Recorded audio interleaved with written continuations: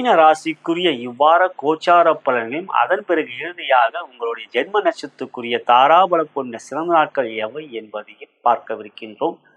இவ்வாரத்தில் பிறந்த நாள் மற்றும் திருமண நாள் கொண்டாடும் அன்பர்களுக்கு எனது இனிய வாழ்த்துக்களை தெரிவித்துக் கொள்கின்றேன். மேலும் இப்பதிவை உங்களுடைய நண்பர்களுக்கும் உற்றார் உங்கள் வாட்ஸ்அப் ஃபேஸ்புக்கிற்கு ஷேர் செய்யும்படியும் லைக் பட்டனை கிளிக் செய்யும்படியும் அன்புடன் கேட்டுக்கொள்கிறேன். சப்ஸ்கிரைப் செய்யாதவர்கள் சப்ஸ்கிரைப் பட்டனையும் பெல் பட்டனையும் கிளிக் செய்யுங்கள்.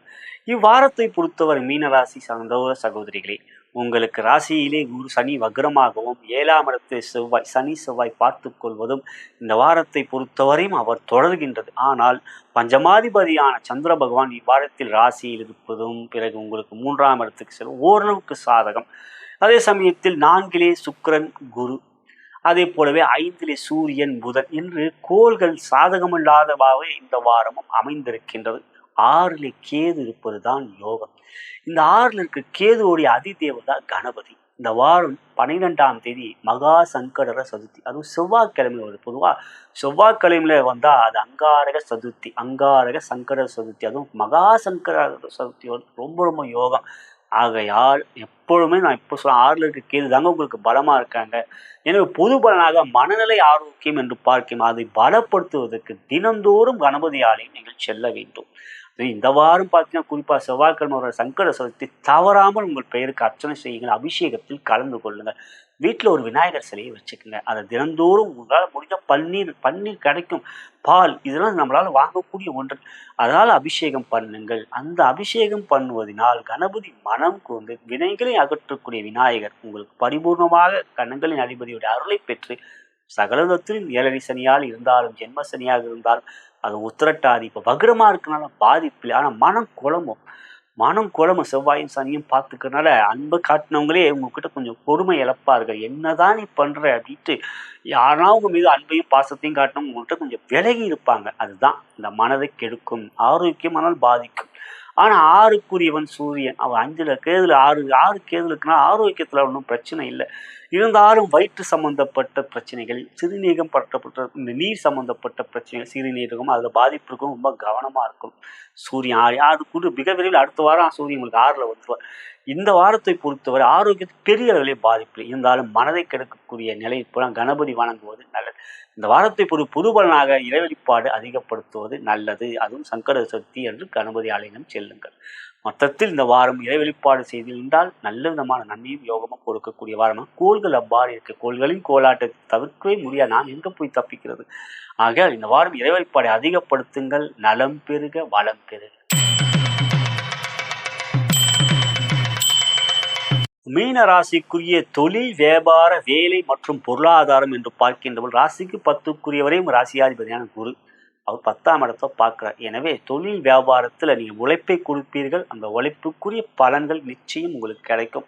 ஆனால் மனம்தான் வேலையிலே தொழில் வியாபாரத்தில் ஈடுபாட்டை காட்டாமல் தவிர்க்கும்.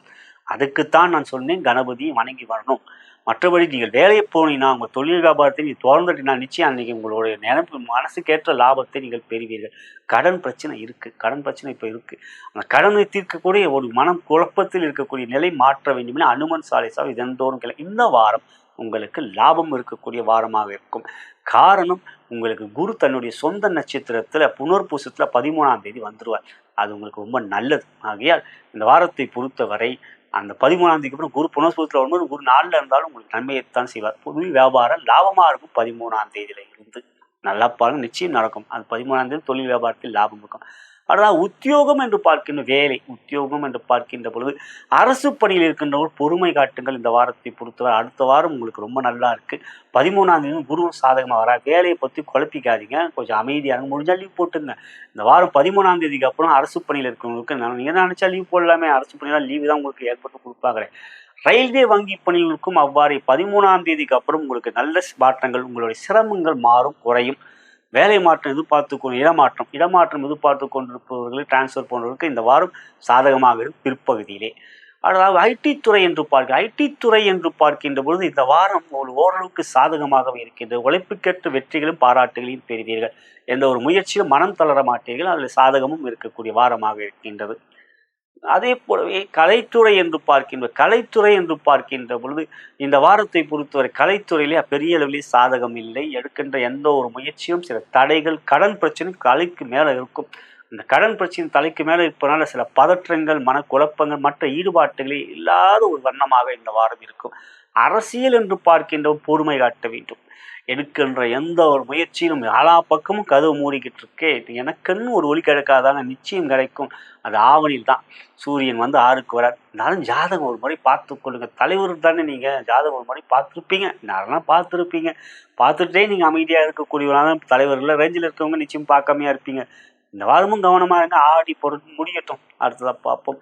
விவசாயம் என்று பார்க்கின்றது கவலைகள் கொண்டதாக இந்த வாரம் எவையும் இல்லை. கொஞ்சம் முயற்சியில் பொறுமை காட்டுங்கள்.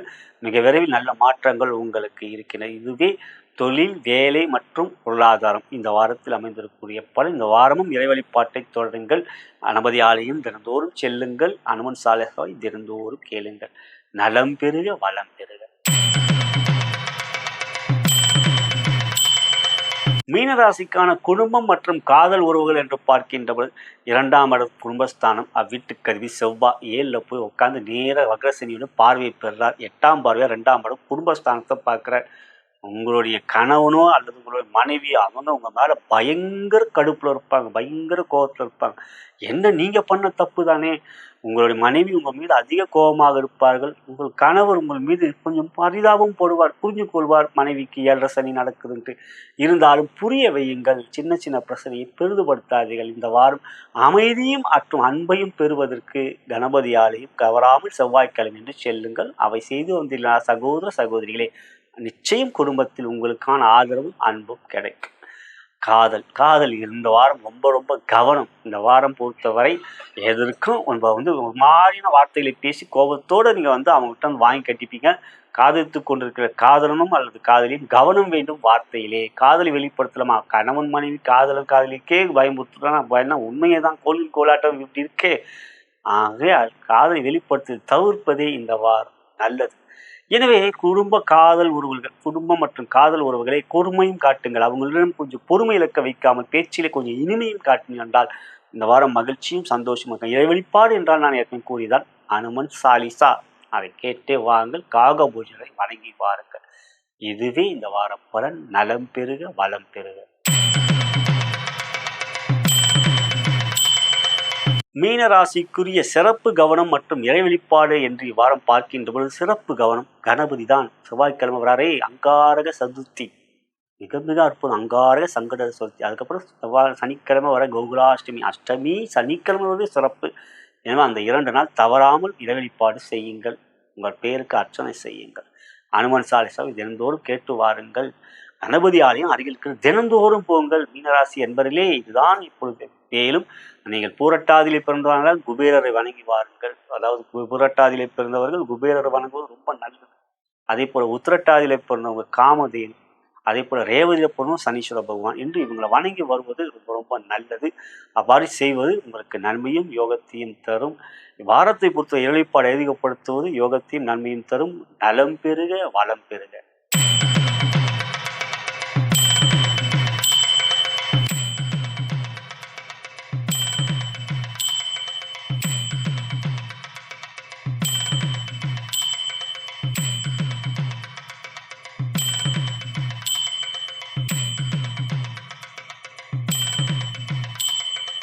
இதுவரை நாம் பார்த்தது ஆகஸ்ட் மாதம் 10ஆம் தேதி 2025 முதல் ஆகஸ்ட் 16, 2025 வரை ஞாயிறு முதல் சனி வரைக்குரிய வார பலனை கண்டோம். இது ஒரு பொது பலன். உங்களுடைய ஜனன ஜாதகமே முதன்மையான லக்னத்தின் மூலமாக தசாபுத்தி அந்தரன் வாயிலாகவே உங்களுடைய யோக பலன்கள் அறிய வரும். இவை ஒரு தகுந்த ஜோதிடங்களை எடுத்து வைக்க முடியும். நீங்கள் என்னை தொடர்பு கொண்டு உங்கள் ஜாதக பலனை கேட்டறிந்து கொள்ள விரும்பினால் கீழே இருக்க அலைபேசியிலும் அழைக்கலாம், வாட்ஸ்அப்லையும் தொடர்பு கொள்ளலாம். நான் வணங்கும் பித்ருக்களும் குருமார்கள் சித்தருமார்களும் பார்வதி தேவி சிவபெருமானும் இவ்வாரத்தில் உங்கள் அனைவருக்கும் சகலவிதமான மேன்மைகள், நன்மைகள், வெற்றிகள், சந்தோஷம் மற்றும் யோகத்தையும் அருள் புரிவார்கள் என்று கூறி நன்றி கூறி விடைபெறுகின்றேன். வணக்கம்.